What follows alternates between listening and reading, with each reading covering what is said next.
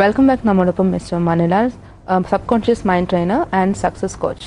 Okay sir, ഇപ്പോൾ കുറച്ച് മുമ്പ് വിളിച്ച കോളറോട് സാർ പറയുണ്ടായി, അതായത് നമുക്ക് രണ്ട് രീതിയിൽ അത് ചെയ്യാം. ഒന്ന് അതിനെക്കുറിച്ച് അറിയാൻ വേണ്ടി, സബ് കോൺഷ്യസ് മൈൻഡിൻ്റെ പവേഴ്സ് എന്നൊന്ന് അറിയാൻ വേണ്ടിയിട്ട്, വേറൊന്ന് ആ പവേഴ്സ് എങ്ങനെ ജീവിതത്തിന് വിജയത്തിന് വേണ്ടി പ്രയോഗിക്കാമെന്ന് പറഞ്ഞു. അപ്പം എങ്ങനെയാണ് ഈ രണ്ടാമത് പറഞ്ഞ കാര്യം നടക്കുന്നത്?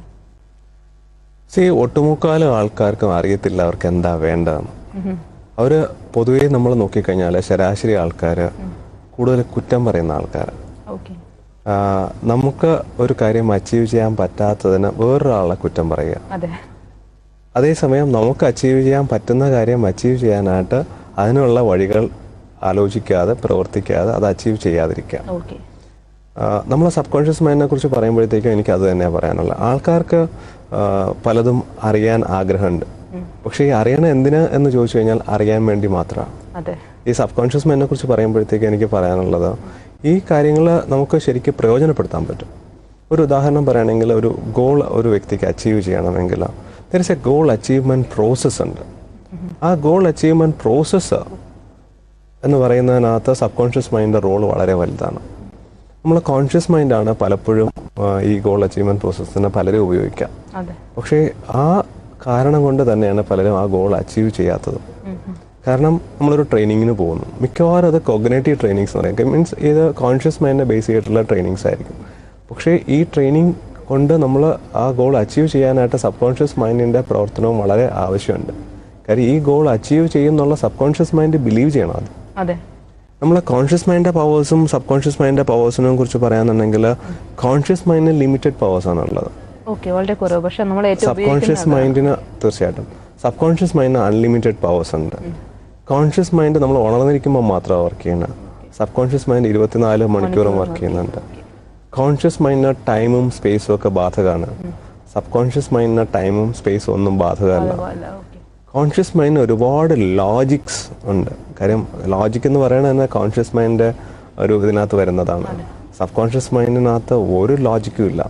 നമുക്ക് അതുകൊണ്ട് തന്നെ നമുക്ക് ഏതൊരു വലിയ ഗോളും നമുക്ക് സബ് കോൺഷ്യസ് മൈൻഡ് ആണ് അച്ചീവ് ചെയ്ത് തരേണ്ടത്. പക്ഷേ സബ് കോൺഷ്യസ് മൈൻഡിലേക്ക് ഈ ഗോള് നമുക്ക് ഇടാൻ പറ്റണം. കാര്യം നമ്മൾ ഇത്രയും നാളും ഉണ്ടാക്കി വെച്ചിട്ടുള്ള നമ്മളൊരു പരിചയം വെച്ചിട്ട് നമ്മളൊരു വലിയ ഗോൾ എടുത്ത് വെക്കുകയാണെന്നുണ്ടെങ്കിൽ അത് സബ് കോൺഷ്യസ് മൈൻഡിലോട്ട് പോകത്തില്ല. ആ സാധനം കോൺഷ്യസ് മൈൻഡും സബ് കോൺഷ്യസ് മൈൻഡും ഇടയ്ക്കുള്ള ഫിൽറ്ററിൽ റിജക്ട് ചെയ്തു, റൈറ്റ്? അപ്പോൾ ഈ സബ് കോൺഷ്യസ് മൈൻഡിലേക്ക് നമ്മളൊരു ഗോള് നമുക്ക് ഇടാൻ പറ്റുകയും ആ ഒരു പ്രോസസ്സിൽ നമ്മൾ ആ ഗോളിനെ നമുക്ക് വളർത്തിയെടുക്കാനും സബ് കോൺഷ്യസ് മൈൻഡിൽ വളർത്തിയെടുക്കാനും പറ്റുമെങ്കിൽ തീർച്ചയായിട്ടും നമുക്ക് ആ ഗോള് അച്ചീവ് ചെയ്യാൻ പറ്റും. ഒരു സിറ്റുവേഷൻ പറയുകയാണെങ്കിൽ, നമ്മൾ ഈ അടുത്ത കാലത്ത് ഉണ്ടായ നമ്മുടെ ഇന്ത്യയുടെ 2020 ക്രിക്കറ്റ് മാച്ചിൻ്റെ നോക്കിക്കഴിഞ്ഞാൽ അവർ പറഞ്ഞിട്ടുണ്ട്, എത്രയോ നാളിന് മുമ്പ് തന്നെ ഇന്ത്യ കപ്പ് വിൻ ചെയ്യുന്നതായിട്ട് കാണുകയും അതുപോലെ തന്നെ ധോണി കപ്പ് വാങ്ങിച്ച് സച്ചിൻ തെണ്ടുൽക്കറിന് കൊടുക്കുന്നതായിട്ടും സച്ചിൻ തെണ്ടുൽക്കറിന്റെ ഒരു വിക്ടറി ആയിട്ട് അതിനെ ട്രീറ്റ് ചെയ്യുന്നതായിട്ടും നമ്മൾ നേരത്തെ തന്നെ വായിച്ചു. Actually this is the professional use of the subconscious mind powers, right? അതുപോലെ നമ്മൾ ചെറുതും വലുതുമായിട്ടുള്ള ഏതൊരു ഗോൾ അച്ചീവ് ചെയ്യാനായിട്ടും നമ്മൾ സബ് കോൺഷ്യസ് മൈൻഡ് യൂട്ടിലൈസ് ചെയ്യണം. But there is a process for that. Okay sir, എനിക്ക് ഈ കോണ്ടെക്സ്റ്റിൽ പറ്റിയൊരു ക്വസ്റ്റൻ ആണെന്ന് തോന്നുന്നു. ഞങ്ങൾക്ക് വളരെ മുമ്പ് കിട്ടിയൊരു മെയിലാണ്. അത് ആ മെയിൽ ശരിക്കും അദ്ദേഹം എഴുതി ചോദിച്ചതെന്ന് വെച്ചാൽ ഒരു സൈക്കോളജിസ്റ്റ് വന്നാൽ ഒന്ന് ചോദിച്ച് മറിഞ്ഞു തരാമോ എന്നാണ് ചോദിച്ചത്. പക്ഷേ ഇതുവരെ അങ്ങനെ ഒരു കോണ്ടെക്സ്റ്റ് വന്നില്ല. അതായത് ഇദ്ദേഹം പറയുന്നത് വെച്ചാൽ, ഇപ്പം എനിക്ക് നല്ലൊരു ജോലിയുണ്ട്, എനിക്ക് ഒരു 40 വയസ്സ് അടുപ്പിച്ചൊരു പുരുഷനാണ്, എനിക്ക് നല്ലൊരു ജോലിയുണ്ട്, മാസം മാസം നല്ല ശമ്പളം മേടിക്കുന്നുണ്ട്, വീട്ടിലെ കാര്യങ്ങളെല്ലാം ഞാൻ ചെയ്യുന്നുണ്ട്. പക്ഷെ എത്ര ചെയ്താലും എനിക്ക് കടം വാങ്ങിക്കലും കടം വാങ്ങിക്കലും തിരിച്ചു കൊടുക്കാതിരിക്കുന്നതും തീരുന്നില്ല എന്നാണ് പറയുന്നത്. കാരണം നല്ലൊരു സംഖ്യ സാലറി ആയിട്ട് കിട്ടുന്നുണ്ട്, അത് വീട്ടിലെ ചിലവരൊക്കെ എടുക്കുന്നുണ്ട്, അതൊക്കെ ശരിയാണ്. എന്നാലും കടം വാങ്ങിച്ചുകൊണ്ടേ ഇരിക്കുന്നത്, എനിക്ക് കടത്തിൽ ഒരു മോചനം കിട്ടുന്നത്, ഇത് വല്ല അസുഖമാണെന്ന് പറഞ്ഞിട്ടാണ് ചോദിച്ചത്.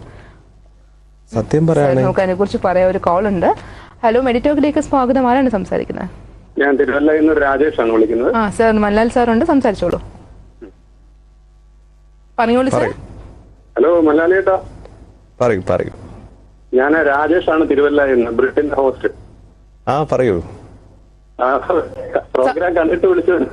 സാറിനോട് എന്തെങ്കിലും ചോദിക്കാനുണ്ടോ? എന്തെങ്കിലും പ്രോബ്ലംസിനെ കുറിച്ച് ചോദിക്കാനുണ്ടോ? ഇല്ല, പ്രോബ്ലം അദ്ദേഹത്തിന്റെ ട്രെയിനിങ് നേരിട്ട് അറ്റൻഡ് ചെയ്യുന്ന ഒരാളാണ്. ഓക്കെ. അപ്പൊ അത് പ്രോഗ്രാം ടിവിയിൽ കണ്ടപ്പോഴത്തേക്കും വിളിച്ചു എന്നുള്ളതേ ഉള്ളൂ. Okay sir, thanks for calling. Okay, thanks for calling. Thank you Rajesh. Okay. Sir, അപ്പോൾ ഞാൻ പറഞ്ഞ ആ ക്വസ്റ്റ്യൻ, അപ്പോൾ ശരിക്കും ഒരു സൈക്കോളജിസ്റ്റ് വന്നാൽ സൈക്കാട്രിസ്റ്റ് വന്നാൽ ചോദിക്കും എനിക്കിത് വല്ല അസുഖമാണ്, കാരണം എത്ര നിയന്ത്രിച്ചിട്ടും പറ്റുന്നില്ലെന്നാണ് അത് എഴുതിയിരിക്കുന്നത്. വീണ ചോദിച്ചത് വളരെ വളരെ വളരെ വാല്യൂബിൾ ആയിട്ടുള്ളൊരു ക്വസ്റ്റ്യൻ ആണ്. സത്യത്തിൽ ഈ കടം വാങ്ങുക എന്ന് പറയുന്നത് ഒരു അസുഖം തന്നെയാണ്. ഓക്കെ. പക്ഷേ അതൊരു അസുഖം ആണെന്ന് ഞാൻ പറയും, അത് ട്രീറ്റ് ചെയ്യേണ്ട ഒരു അസുഖമാണെന്നും പറയും. നമുക്കും അസുഖം ഉണ്ടോ എന്ന് ആദ്യം നമ്മൾ ചെക്ക് ചെയ്യണം. ഞാൻ ചെക്ക് ചെയ്തപ്പോൾ എനിക്ക് തോന്നി എനിക്ക് അസുഖം കുറച്ചുണ്ടായിരുന്നു എന്നാണ്. കാരണം എന്ന് വെച്ച് കഴിഞ്ഞാൽ നമ്മൾ നേരത്തെ പറഞ്ഞിട്ടുള്ള, ഞാൻ നേരത്തെ പറഞ്ഞല്ലോ ഫിൽറ്ററിന്റെ കാര്യം പറഞ്ഞല്ലോ, അതുപോലെ ആ സമയത്ത് നമ്മൾ റോൾ മോഡൽ ചെയ്തിട്ടുള്ള ഒരുപാട് ഇതുണ്ടാവും. ഇത് എങ്ങനെ സംഭവിക്കണമെന്ന് പറഞ്ഞു കഴിഞ്ഞാൽ നമ്മൾ പല ആൾക്കാരെയും റോൾ മോഡൽ ചെയ്യുന്നുണ്ടാവും. അത് ഒരു വിഷയം. അപ്പോൾ ആ റോൾ മോഡൽ ചെയ്ത വ്യക്തികളുടെ നല്ലതും അല്ലാത്തതായിട്ടുള്ള പല കാര്യങ്ങളും നമ്മൾ കോപ്പി ചെയ്യും. അതൊരു വിഷയം. രണ്ട്, നമ്മളെ മനസ്സിന് അല്ലെങ്കിൽ ബ്രെയിനിന് നമ്മൾ ചെയ്ത് ശീലിച്ച കാര്യം എന്ന് പറയുന്നത് വളരെ കംഫർട്ടബിൾ ആണ്. ചെയ്ത് ശീലിക്കാത്ത പുതിയൊരു കാര്യം അൺകംഫർട്ടബിൾ ആണ്. എന്ന് വെച്ച് കഴിഞ്ഞാൽ നമ്മൾ രാവിലെ എല്ലാ ദിവസവും എഴുച്ച് നടക്കാൻ പോകുന്ന ഒരാളെ സംബന്ധിച്ചിടത്തോളം നടക്കുക എന്ന് പറയുന്നത് കംഫർട്ടബിൾ ആണ്. അതേസമയം രാവിലെ നടക്കാൻ പോകാത്ത ഒരാളെ സംബന്ധിച്ചിടത്തോളം രാവിലെ നടക്കാൻ പോകാത്തതാണ് കംഫർട്ടബിൾ. എന്ന് പറഞ്ഞതുപോലെ നമ്മളെ മൈൻഡിന്, നമ്മളെ ബ്രെയിനിനും മൈൻഡിനും ഭയങ്കര കണക്ഷൻ ഉണ്ട്. ഇത് രണ്ടും അങ്ങോട്ടും ഇങ്ങോട്ടും ചേർന്ന് വർക്ക് ചെയ്യാറുണ്ട്. ഇപ്പോൾ നമ്മൾ ബ്രെയിനിന് ഒരു പ്രോസസ്സ് എന്ന് പറഞ്ഞു കഴിഞ്ഞാൽ ഒരു തോട്ട് വരുന്നു. ഒരു തോട്ട് വരുമ്പോഴത്തേക്ക് ബ്രെയിനിൽ വരുന്ന സംഭവം എന്ന് പറയുന്നത് ഒന്ന് ഒരു ഇലക്ട്രിക്കൽ പ്രോസസ്സാണ് സംഭവിക്കുന്നത്, രണ്ട് ഒരു കെമിക്കൽ പ്രോസസ്സാണ് സംഭവിക്കുന്നത്. ഈ ഒരു കെമിക്കൽ പ്രോസസ്സും ഒരു ഇലക്ട്രിക്കൽ പ്രോസസ്സും അവിടെ നടക്കുന്നുണ്ട് ഒരു തോട്ട് വരുമ്പോഴത്തേക്ക്. ഇതൊക്കെ ഒരു സെറ്റ് ഓഫ് ന്യൂറോൺസിനെ ആക്ടിവേറ്റ് ചെയ്യും. അങ്ങനെ ഒരു കണ്ടിന്യൂസ് ആയിട്ടൊരു തോട്ട് വരുമ്പോഴത്തേക്ക് it will create A neural pathway. അപ്പോൾ ഒരുപാട് നാള് ഒരുപാട് കാര്യം ഈ ബ്രെയിൻ ശീലിക്കുമ്പോഴത്തേക്ക് അതൊരു ന്യൂറൽ പാത്വേ ആവും. And we call it as A habit. അത് ശീലമായിട്ട് മാറും. അപ്പോൾ ആ ശീലത്തിനെ മാറ്റിയെടുക്കണമെങ്കിൽ നമ്മൾ വേറൊരു ന്യൂറൽ പാത്വേ ഉണ്ടാക്കണം. അത് ബ്രെയിനിൽ സംഭവിക്കേണ്ട ഒരു സാധനമാണ്. പക്ഷേ നമ്മളെ ആക്ടിവിറ്റിയാണ് ബ്രെയിനിൽ ഈ സാധനങ്ങൾ ഉണ്ടാക്കുന്നത്. അപ്പോൾ ബ്രെയിനിനെ സംബന്ധിച്ചിടത്തോളം ഞാൻ നേരത്തെ ഒരു കാര്യം പറഞ്ഞു, ഇതൊരു കെമിക്കൽ പ്രോസസ്സും ഒരു ഇലക്ട്രിക്കൽ പ്രോസസ്സും ആണെന്ന് പറഞ്ഞു. പക്ഷെ മൈൻഡിനെ സംബന്ധിച്ചിടത്തോളം കോൺഷ്യസ് മൈൻഡും സബ് കോൺഷ്യസ് മൈൻഡും ആക്ടിവേറ്റ് ചെയ്യുന്നുണ്ട്. റൈറ്റ്? ഈ കോൺഷ്യസ് മൈൻഡ് ലോജിക് ഉണ്ട്, സബ് കോൺഷ്യസ് മൈൻഡിന് ലോജിക് ഇല്ല. അപ്പോൾ ഒരാൾ കടം വാങ്ങിക്കുന്നതാണ് കംഫർട്ട് എങ്കിൽ ആ ഒരു സിറ്റുവേഷൻ ആയിരിക്കും ആ വ്യക്തി പ്രേരിപ്പിക്കുന്നത്. ഈ ഒരു ഹാബിറ്റിൽ നിന്ന് പുറത്തു വരിക എന്ന് പറയുന്നത് ഒരു എളുപ്പമുള്ള കാര്യമല്ല. കാര്യം അതിന് മനഃപൂർവ്വമായിട്ട് ചെയ്താൽ തന്നെയും അതിൽ നിന്ന് പുറത്തു വരാനായിട്ട് ഒരു പ്രോസസ് ഉണ്ട്. there is something called as homeostasis എന്ന് പറയും. റൈറ്റ്? നമ്മളൊരു കാര്യം ചെയ്യാനായിട്ട് തീരുമാനിക്കും, നമ്മൾ 2-3 ദിവസമൊക്കെ ചെയ്യും, വീണ്ടും പഴയലോട്ട്. ഏതുപോലെ എന്ന് വെച്ച് കഴിഞ്ഞാൽ നമ്മൾ ന്യൂ ഇയറിന് ഡയറി എഴുതി തുടങ്ങും. ചില ആൾക്കാർ 3-4 ദിവസമൊക്കെ ഡയറി എഴുതും, പിന്നെ ഡയറി എഴുത്ത് നിർത്തും. ചില ആൾക്കാർ നടക്കാൻ പോകും. റൈറ്റ്? 5-6 ദിവസമൊക്കെ നടക്കാൻ പോകും, പിന്നെ നടക്കാൻ പോകുന്നു നിൽക്കും. ഞാൻ നാളത്തോടെ കടം വാങ്ങെല്ലാം തീരുമാനിക്കും. റൈറ്റ്? പക്ഷേ ഒരാൾ കാശ് വാങ്ങിയിട്ടുണ്ടെങ്കിൽ തിരിച്ച് കാശ് കൊടുത്തല്ലേ പറ്റുള്ളൂ. സോ അതിനകത്ത് 2 ആസ്പെക്ട് ഉണ്ട് ഇതിനകത്ത്. ആ ഒരു കടത്തിനെ കുറിച്ച് പറയുകയാണെങ്കിൽ, ഒന്ന്, ഒരു വ്യക്തി ഏത് സ്ഥലത്താണോ നിൽക്കുന്നത് ആ സ്ഥലത്താണ് ആ വ്യക്തി നിൽക്കുന്നത്. പ്ലസും മൈനസും എല്ലാം. ഒരു വ്യക്തിക്ക് അതൊരു അസുഖമാണെങ്കിൽ പോലും ആ അസുഖത്തിൽ നിന്ന് പുറത്തു വരാനായിട്ടുള്ള വർക്ക് ചെയ്യണം. അതേസമയം കാശ് കൊടുക്കാനുള്ള കാശ് കൊടുക്കുകയും വേണം. സോ ഇത് രണ്ടും ചെയ്യേണ്ടത് ഈ കോൺഷ്യസ് മൈൻഡും സബ് കോൺഷ്യസ് മൈൻഡും ചേർന്നിട്ടുള്ള ആ വ്യക്തി തന്നെയാണ്. റൈറ്റ്?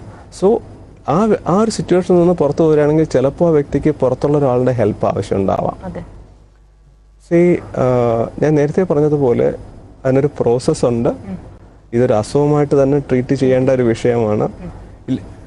ഏതുപോലെ വെച്ചാൽ ഇതിന് വീണ്ടും നമുക്ക് പല എക്സാമ്പിൾസും പറയാൻ പറ്റും.